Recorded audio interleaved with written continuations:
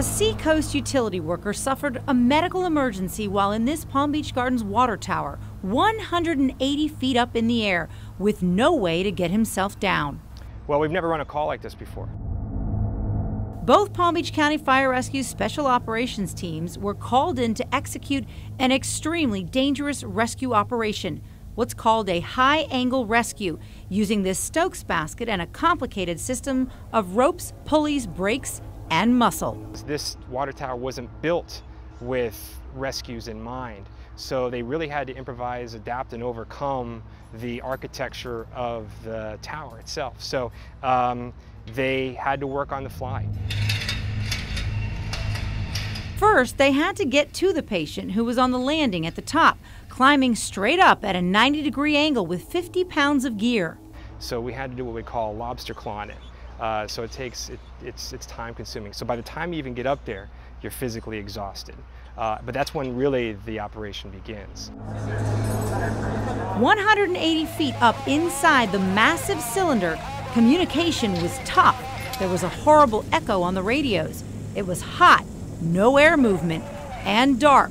Light bulbs were burned out. So as you can see, the area is pretty tight. Firefighters had to secure anchor points to hold the weight of the patient in the basket to be able to lower him safely. So we were able to capture this metal bar that runs around the entire inside of the structure with anchor straps, and we used an MPD. It's a free running and also braking pulley. It's all done by friction and by brake. So as long as the system is controlled, the rope will run through, and it's unlocked, the rope will run through it very slowly, with the person on the edge controlling how fast or slow they want the person to go down. If in the event that there's a problem and somebody lets go of the system, it automatically locks and will stop the system from falling.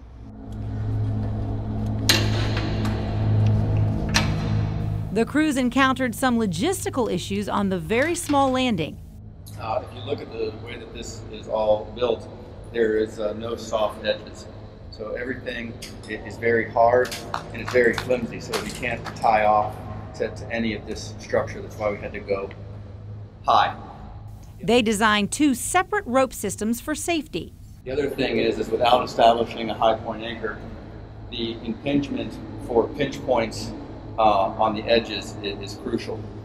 So in order to overcome that, for our main line, we had to run a change of direction over to the drain of this water tank.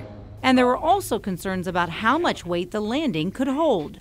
And they really didn't design it for the weight of 4 people with all the gear and all that other sort of stuff. So yeah, that was a major concern, but we took all the safety precautions and took that into account if there was a catastrophic failure.